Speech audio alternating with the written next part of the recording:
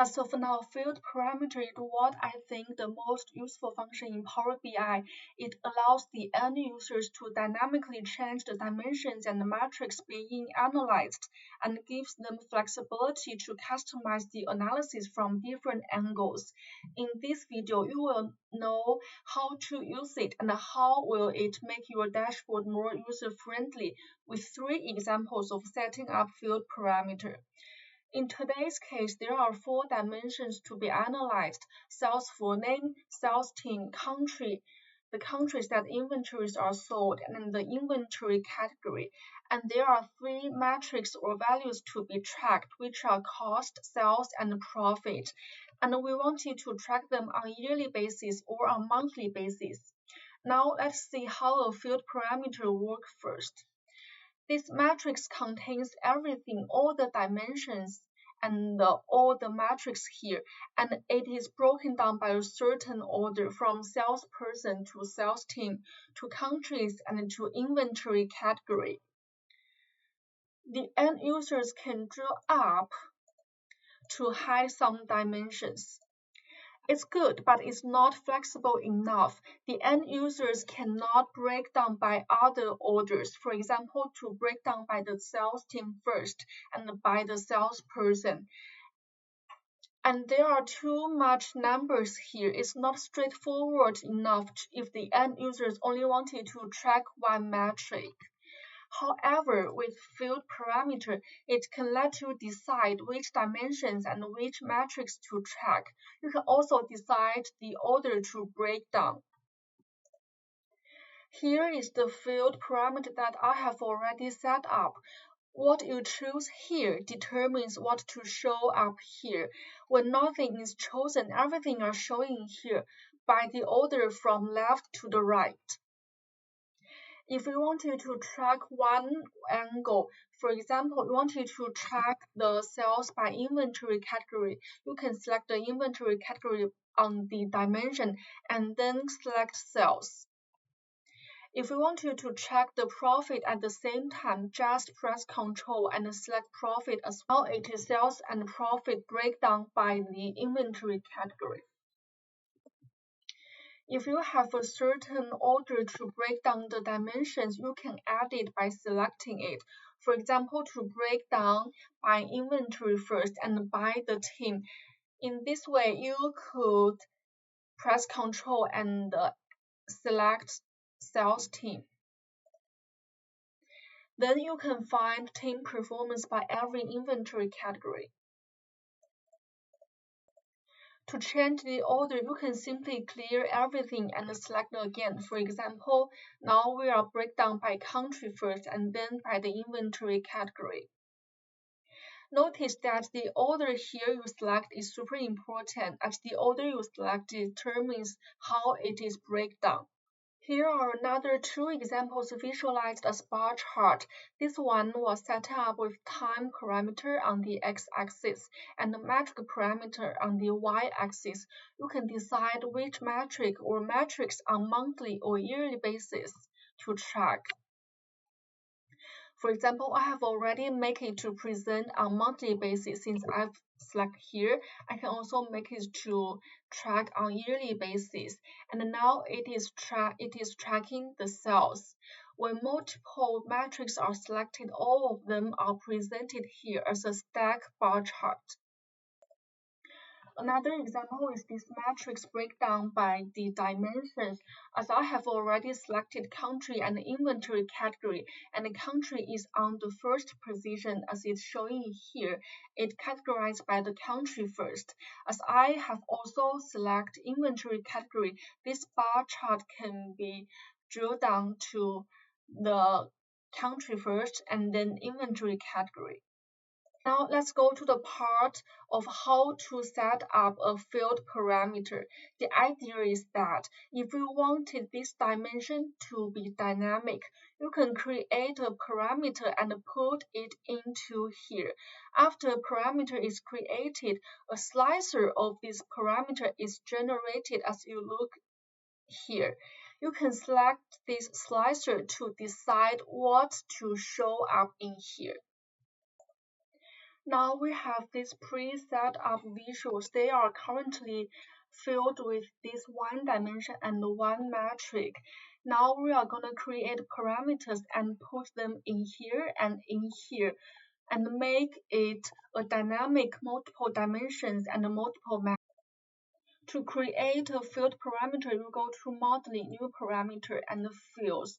This is where you give it a name. You can skip this step, but I always like to give my parameters a name because sometimes in a dashboard you may create 5 or 6 parameters and I do not want to get confused later. I'm gonna give it dimensions too because I have already created a parameter called dimension, and this is where you drag in the dimensions that you wanted them to be dynamic. In our case, I would drag the inventory category, the country, and the sales full name and the sales team. First point here is that you can change the order here. This order is gonna appear later in the slicer, so it's super important. In my case, I'd like the sales team to be the first, and the sales full name, country, and the inventory category. And the second tip is that you can change the names here. Salesperson. You can also skip this step, but I always like my parameters to be named and create. There are also other ways to change the position and the names I will show later.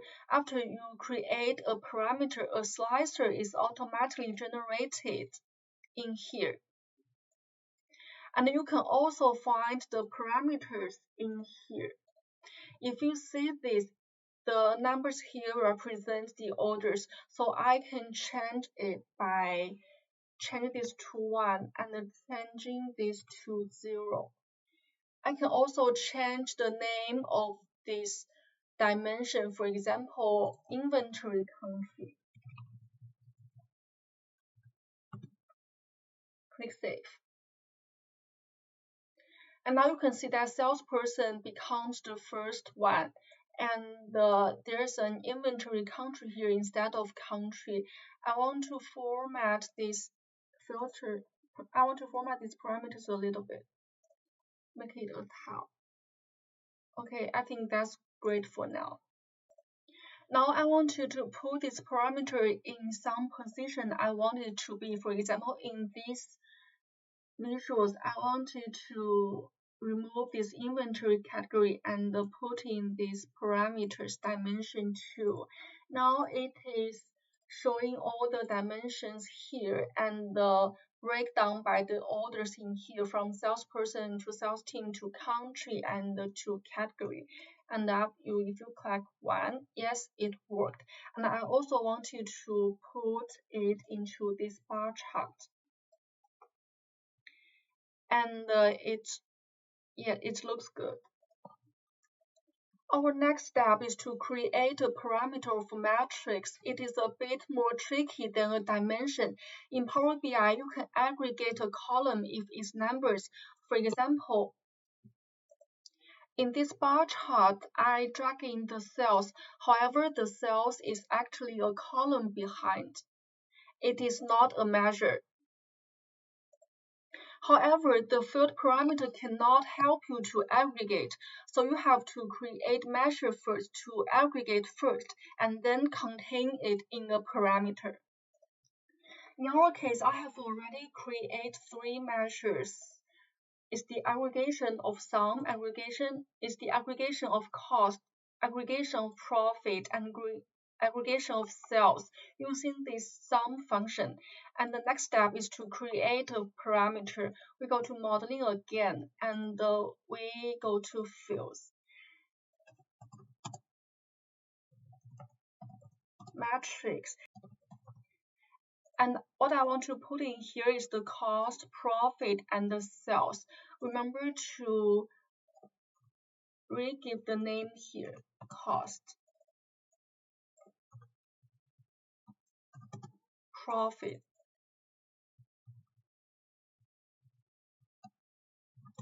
and the sales. And I want you to put the cost in here and then create. Now we have these parameters that present matrix. Format it a bit.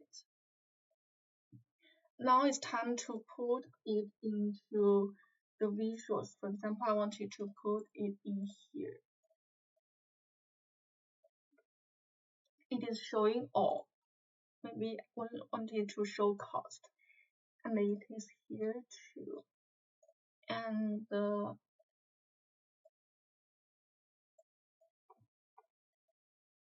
okay, it looks good. And our last parameter is to create a month and the yearly parameter. We go to modeling, fields parameter, time.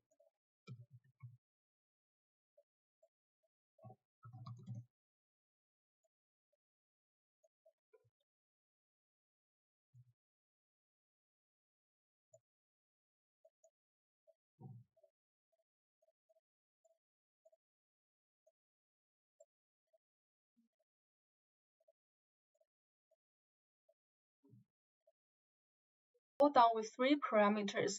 Let's take a look. If I want you to break down by the team and the country, it works good here. And this is the cost that I show up here. And this visual is also break down by the sales team and the country. Yes, and I wanted is to track cost and the profit at the same time. We have cost and profit, and the cost is too little, so it did not show.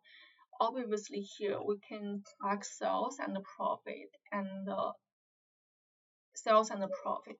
Okay, that's all the content for today. Thank you for joining me.